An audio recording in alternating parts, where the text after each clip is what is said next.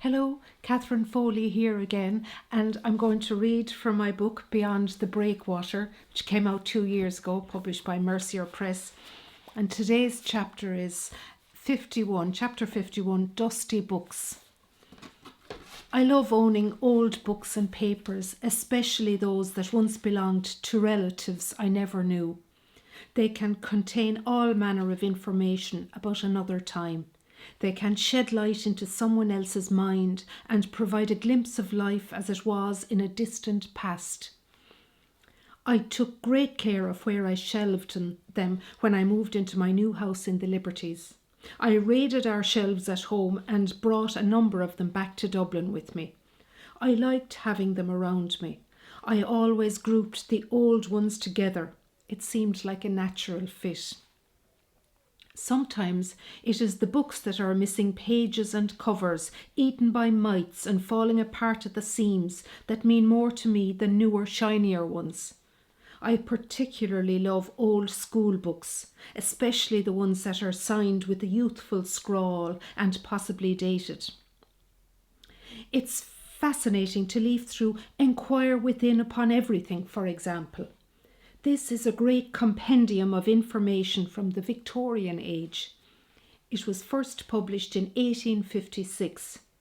There's no signature on this book, but it was purchased in Mitchell's bookstore at Cangallo in Buenos Aires, so I presume it was bought in the early 1920s by William Ryan of Waterford, a cousin on my mother's side whose father was a sea captain, but who himself worked for many years with the railways in South America, and who, according to family lore, knew Eva Peron. I believe he was quite a serious, distant man. He married, but he was not particularly loving or kind. Maybe he was a bit like this book, full of quaint, erudite details and facts, if perhaps short on emotion and humour. According to the publisher's preface to this, the 113th edition, proof of the book's worldwide popularity is clearly shown by the record number of copies sold. Sales reached the wonderful total of 1,500, 1.50000, what is that again? A number which the publishers Herbert Jenkins Limited of London believed in 1923 to be absolutely without precedent. And when one inquires within, there are all manner of tables and tidbits, tips and antiquated information. There are suggestions on proper conduct and manners, sections on dinner parties, balls and evening parties. A gentleman's calling card, for example, should measure 3 by 1.5 inches, while a lady's should be 3.5 by 2.5 inches. The surface should be slightly glazed, the edges must not be gilt. There are gardening hints, medical information, food and cookery, legal information, general information, household hints and miscellaneous receipts. I like to think that William Ryan used this book a great deal. It would have appealed to his mathematical engineering side. There's a section on poisons, on the care of infants, on how to wash a white lace veil, and so on. Another book that I value is an old tattered copy of a catechism entitled A Companion to the Catechism, designed chiefly for the use of young catechists and heads of families. This belonged to my paternal grandfather, who signed it on the 2nd of September 1903 in a strong, clear hand. Daniel Joseph Foley. He was 17 at the time, as he was born in 1886. It must have been the start of the academic year at the De La Salle School in Waterford.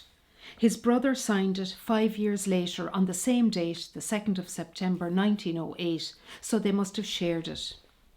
It's an old hardback, and it was bought in P.M. Egan's shop, bookseller and stationer of 78 The Quay, Waterford, as a stamp on the inside page testifies. It was published in 1897 by M.H. Gill and Son of 50 Upper O'Connell Street, Dublin. There's an old piece of blue blotting paper, frail and thin, lying between two of the pages, with the lines of a religious poem written by Dan himself, entitled Jesus Sold. Here's the last verse. Erring men love again, give sinning o'er, war no more, but follow him. It's the simple sincerity of his young heart that is so appealing to me. Underneath this, he appears to ask the future co-owner of the book, his brother Pat, what he thinks of the poem. In Irish he writes, Cad de Vasser, a Fádric. Pat must have given a verbal response, as there's no written trace of what he thought. The book's question and answer format is accessible even though it deals with complex theoretical abstracts. In one chapter, the student is asked if servants are obliged to protect their masters from wrong. How should masters treat their servants? It asks on the next page. It is clear the book is from another era when heaven and hell, sin and sacrifice, masters and servants were daily realities, where concepts such as absolution, remarkable visions, and fast days were accepted readily and without question. Dan Foley's teenage signature is full of conviction and confidence. The official stamp of the boys' school Ferrybank, Waterford, is here too, proof that Dan, who was headmaster there until he died at the young age of 50 in the summer of 1937, he must have used this catechism right through his life. He's also written a few notes in pencil on a page at the back, possibly in the run-up to an examination, which is another word he's written in pencil on this same page. These notes include the words subjection, pain, grief, darkness of understanding, weakness of will, inclination to evil. What a book! What a schooling young people had then.